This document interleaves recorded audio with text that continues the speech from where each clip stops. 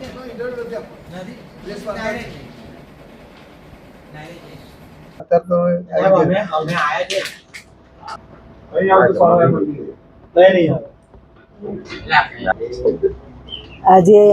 મોદી સરકારના 12 વર્ષની વિકાસ વિશ્વાસ અને જન કલ્યાણની યાત્રાના પ્રેસ વાર્તામાં ઉપસ્થિત ખેડા જિલ્લાના પ્રભારી મંત્રી માન્ય શ્રી રમણભાઈ સોલંકી સાહેબનું આજે સ્વાગત કરું છું.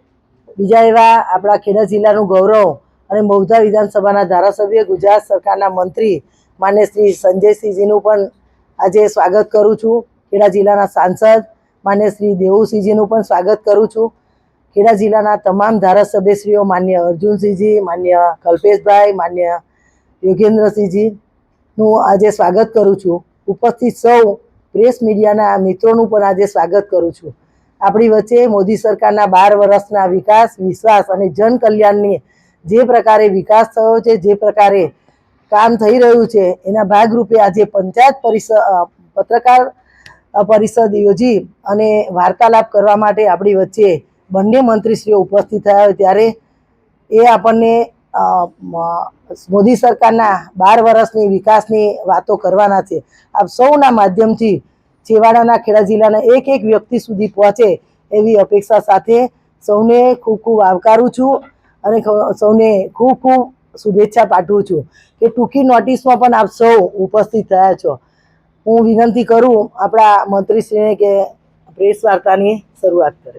ખેડા જિલ્લા ભારતીય જનતા પાર્ટી કાર્યાલય ખાતે આયોજિત પત્રકાર પરિષદમાં મારી સાથે ઉપસ્થિત મારા સાથી મંત્રી આદરણીય સંજયસિંહજી, જિલ્લા ભાજપના પ્રમુખ નયનાબેન, અમારા સાથી ધારાસભ્યશ્રીઓ, સૌ પત્રકાર મિત્રો, ચૂંટાયેલા જનપ્રતિનિધિ તરીકે ભારતમાં સૌથી વધુ સમયમાં વડાપ્રધાન રહેવાનો રેકોર્ડ પ્રસ્થાપિત કર્યો છે અને એ નિમિત્તે સમગ્ર દેશમાં એમના શાસનના 12 વર્ષની ઉજવણી નિમિત્તે મુખ્ય 3 સ્લોગન છે: વિશ્વાસ, વિકાસ અને જનકલ્યાણની યાત્રા.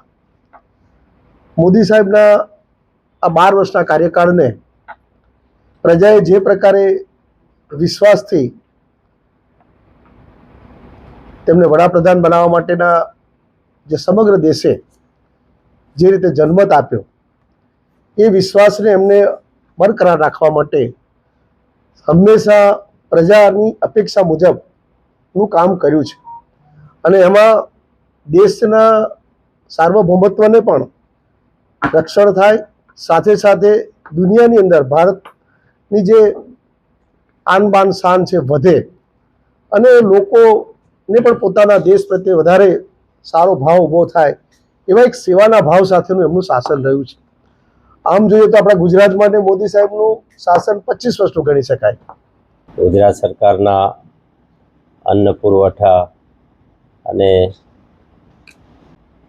મિત્રો આપણે જાણીએ છીએ એમ કે આદરણીય મોદી સાહેબના સરકારને 12 વર્ષ પૂર્ણ થાય છે અને 12 વર્ષ પૂર્ણ થાય છે ત્યારે દેશમાં જે પરિવર્તન આવ્યું છે, જે બદલાવ આવ્યો છે, એના આપણે સૌ સાક્ષી બન્યા છે અને હું તો પ્રતિનિધિ તરીકે તેઓના દેશના વિકાસના, જનકલ્યાણના કાર્યોનો ક્યાંક સહભાગી પણ થયો છું.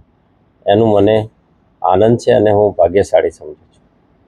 જો ખેડા લોકસભાની વાત કરીએ તો હું મેજર કામ ગણાવું કે જે આપણે ત્યાં ઉડીને આંખે વળગી શકે એવા કામ હોય તો ઉત્તરસંડા એટલે આપણી બાજુમાં જ હાઈ સ્પીડ ટ્રેન, બુલેટ ટ્રેનનું ત્યાં કેન્દ્ર બની ત્યાં સ્ટોપેજ આપવામાં આવ્યું છે.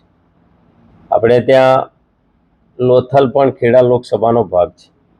લોથલમાં પણ 3,500 કરોડના ખર્ચે તત્કાલીન હડપ્પન સંસ્કૃતિને ઉજાગર કરીને નવી પેઢી સમક્ષ એ વખતના આપણા વેપાર સંબંધો, આપણા પાડોશી દેશો સાથેના સંબંધો અથવા તો આ ગુજરાતમાં કેવી રીતે સમુદ્ર માર્ગ દ્વારા વેપાર થતા, આ સૌને દર્શાવતું એક આધુનિક મ્યુઝિયમ એ આપણને આદરણીય નરેન્દ્રભાઈ મોદી સાહેબની સરકાર દ્વારા મળ્યું છે.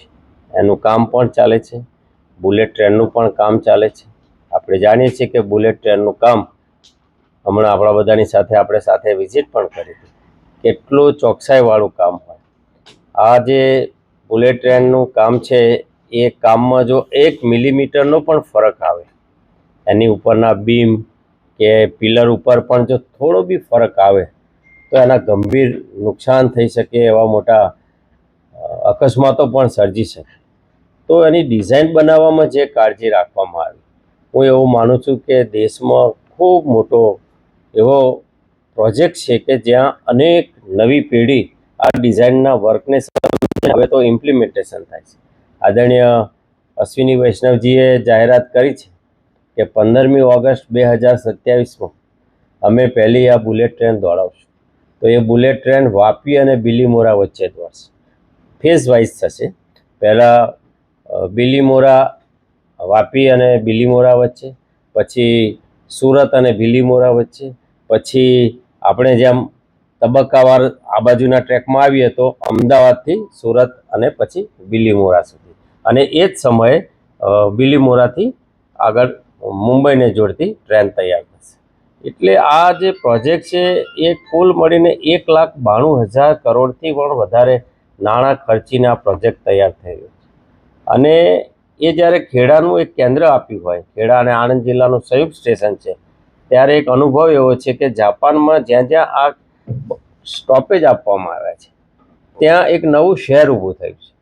તો ભવિષ્યમાં આપણે ત્યાં આ ઉત્તરસંડાને કેન્દ્ર સમજીને વિચારીએ તો ભાવિ જે ડેવલપમેન્ટ આવવાનું છે એ એવું ડેવલપમેન્ટ આવવાનું છે કે એક તરફ નડિયાદના પાદરમાં જ છે ઉત્તરસંડા, તો ભવિષ્યમાં આણંદને પણ જોડી દેશે. તો આણંદ અને નડિયાદને એક ટ્વિન સિટી તરીકે પણ ડેવલપ થવાની ખૂબ મોટી શક્યતાઓ છે. અને એટલે આપણે ત્યાં નવકુડા એક ઓથોરિટી પણ બનાવી છે કે જે નડિયાદ આણંદની વચ્ચે એક ઓથોરિટી, ડેવલપમેન્ટ ઓથોરિટી તરીકે ત્યાં કામ કરશે. એટલે ભવિષ્યમાં આ કેન્દ્રના આ પ્રોજેક્ટથી ખૂબ મોટું પરિવર્તન આવવાનું છે. માનનીય મંત્રીશ્રીએ કહ્યું કે ટ્રેનોમાં હવે વિદ્યુતીકરણ થયું છે, બ્રોડગેજ થયા છે, પહેલાં કરતાં પંક્ચ્યુઆલિટી વધી છે, ઘણું બધું કવચ નામનું એક નવું આપણે ટેકનોલોજીના મારફતથી, પહેલાં તો ડ્રાઈવર ઊંઘી જાય તો અકસ્માત 100% થાય, પરંતુ હવે તો ડ્રાઈવર ઊંઘી જાય તો અકસ્માત ના થાય. ઓટોમેટિકલી ટ્રેન એની જાતે જ સ્ટોપ થઈ જાય. ત્યાં સુધી તો એના ટ્રેક ઉપર નાની અમથી ક્રેક કરી હોય, ક્રેક થઈ હોય તો પણ ટેકનિકલી એની જાતે જ ટ્રેનને થોભાવી દે. એના વ્હીલ પર કંઈ નુકસાન થયું હોય તો પણ ખબર પડી જાય. અને ટ્રેનની પોતે જ સેફટી ઊભી થાય એવા કવચ આધુનિક ટેકનોલોજી દ્વારા એને રક્ષણ આપવામાં આવે છે. પહેલાં જે પંક્ચ્યુઆલિટી હતી ટ્રેનની, અગાઉ 55-60% માંડ હતી સમયસર ટ્રેનો દોડતી. આજે 78%થી પણ વધારે સમયસર આપણા દેશમાં ટ્રેનો દોડે છે. 60,000 કિલોમીટરથી વધારે ટ્રેનોનું બ્રોડગેજમાં રૂપાંતર થયું છે. ત્યારે નડિયાદમાં પણ અમૃત ભારત સ્ટેશન હેઠળ દેશમાં 1,300થી પણ વધારે અમૃત ભારત સ્ટેશન હેઠળ આધુનિકીકરણ કરવાના સ્ટેશનો પસંદ થયા છે. આપણે ત્યાં પણ નડિયાદની પસંદગી કરવામાં આવી છે. તમે અને હું ઘણા વખતે એની વાત પણ કરીએ છીએ, પરંતુ હાલ એનો DPR તૈયાર થઈ રહ્યો છે. જે પ્રકારે આ નડિયાદ કેવું હશે, એની કેવી થીમ હશે, એની સાથે નડિયાદ શહેરમાં પણ એક નવો આરઓબીની જરૂર છે જે પૂર્વ અને પશ્ચિમને જોડે. આ બધું જ કુલ મળીને ડિટેલ પ્રોજેક્ટ રિપોર્ટ તૈયાર થયો, એટલે નડિયાદમાં પણ એનો લાભ મળવાનો છે. ખેડા જિલ્લામાં આપણે જાણીએ છીએ કે હાલ ખૂબ, જ્યારે નો મેન્સ ફાટક નિર્ણય હેઠળ કોઈ પણ ફાટક હોય એને કાયમી બંધ કરવાનો નિર્ણય થયો છે. જ્યાં કોઈ માણસ નથી ત્યાં આવશ્યકતા મુજબ રેલવે ઓવરબ્રિજ અને રેલવે અંડરબ્રિજ બનાવવાનું પણ કામ થઈ રહ્યું છે. અને ક્યાંક અનુભવે આપણે હમણાં એવું પણ જાણ્યું કે આરયુબી બનાવવાને બદલે ત્યાં આરઓબી બનાવવાની જરૂર હતી. તો એને પણ ધ્યાને રાખીને હવે આ કામ થઈ રહ્યું છે. લોથલની વાત વધારે એટલા માટે નથી કહેતો કે લોથલ 3,500 કિલોમીટર, 3,500 નાણાંના ખર્ચે આધુનિક એક મ્યુઝિયમ બનાવવાનું. એ મ્યુઝિયમમાં એવી ગેલેરી હશે કે તત્કાલીન સમયના જે તે આપણા વ્યવહારો હતા, કદાચ કોઈ જાય ત્યાં રહો, આખી યુનિવર્સિટી બનવાની, મેરીટાઈમ યુનિવર્સિટી, દુનિયાના દુનિયાના દેશોના બાળકોને અહીંયા ભણવા માટે આવવાની ત્યાં વ્યવસ્થાઓ થશે. એ મ્યુઝિયમની મુલાકાત પછી એ વખતે હડપ્પન સંસ્કૃતિમાં કેવી રીતે નગરો હતા, કેવી રીતે બાટર પદ્ધતિ, એટલે એ વખતે ચલણ તો નહોતું પણ એકબીજાની આપલે કરતા અને કેવી રીતે નાણાકીય વ્યવહારો થતા, આ બધું જ આ બે તત્કાલીન શહેર ઊભું થવાનું. એટલે તમે ત્યાં મુલાકાત લો તો ત્યાં વોટર બોડી બનાવ્યા છે, તો ત્યાં તમને હોડીમાં જ બેસવા મળે અને એ હોડીમાં બેઠા પછી તમારે અલગ અલગ જગ્યાએ ત્યાં લઈ જાય અને ત્યાંની તત્કાલીન સમયની વ્યવસ્થાઓ બતાવવામાં આવશે. એટલે હું એવું માનું છું કે જે પ્રવાસીઓ સ્ટેચ્યુ ઓફ યુનિટી જોવા આવશે એ બધા જ પ્રવાસીઓ લોથલમાં આવશે. એટલે લોથલમાં પણ 2-3 દિવસ રોકાઈ શકાય એવી આધુનિક સગવડવાળી અનેક હોટલોનું પણ નિર્માણ થશે. અને આપણે જાણીએ છીએ કે જ્યાં ટુરિઝમ હોય ત્યાં રોજગાર પણ મળતો હોય, ડેવલપમેન્ટ થતું હોય. એટલે આપણે ત્યાં અહીંયા નેશનલ હાઈવેની વાત કરીએ, રેલવેની વાત કરીએ, પ્રધાનમંત્રી ગ્રામીણ સડકની વાત કરીએ, ખેડા જિલ્લા નાના નાના પરા ધરાવતો વિસ્તાર છે.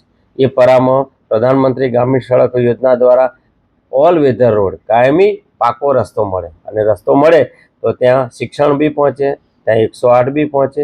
કુલ મળીને ખેડા જિલ્લાને ઘણો લાભ ભારત સરકારના 12 વર્ષના શાસનકાળમાં અને ગુજરાત સરકાર દ્વારા હમણાં જ આપણે નિર્ણય કર્યો કે હાથીજણથી લઈને ડાકોર સુધી 4 લેન રોડ બનવાનો છે.